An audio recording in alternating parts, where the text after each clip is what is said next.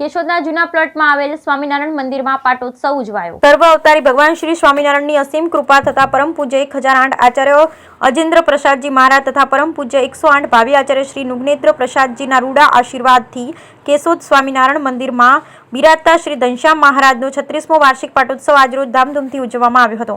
સવારના મંગળા આરતીના દર્શન રાખવામાં આવેલ, જેમાં મોટી સંખ્યામાં હરિભક્તો ઉપસ્થિત રહ્યા।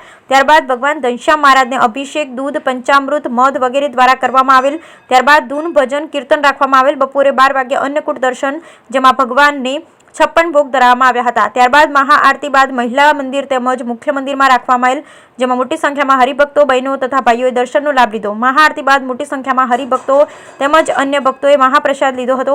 પૂજારી ચંદુભાઈ ગોટેચા તથા પ્રમુખ શાંતિભાઈ પોપટના જણાવ્યા મુજબ દર વર્ષે ભગવાન સ્વામિનારાયણના પાટોત્સવ ધામધૂમથી ઉજવણી કરવામાં આવે છે અને હવે પછીનો 37મો પાટોત્સવ પણ ખૂબ જ ધામધૂમથી ઉજવાશે। જ્યારે 17 તારીખે લોહાણા મહાજનવાડીમાં રાખેલ શાકોત્સવમાં બધા હરિભક્તોને પધારવા ખાસ નિમંત્રણ આપવામાં આવ્યું છે। Bureau report Naresh Ravalia, Keshod.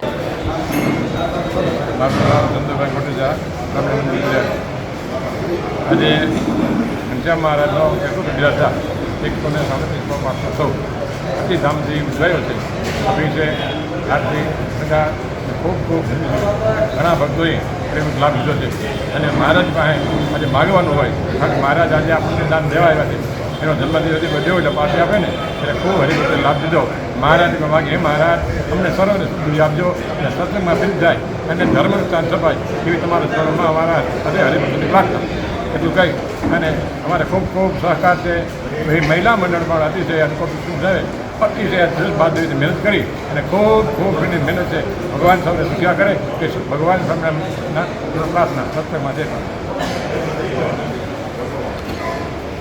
અમારે ઘટતું હોય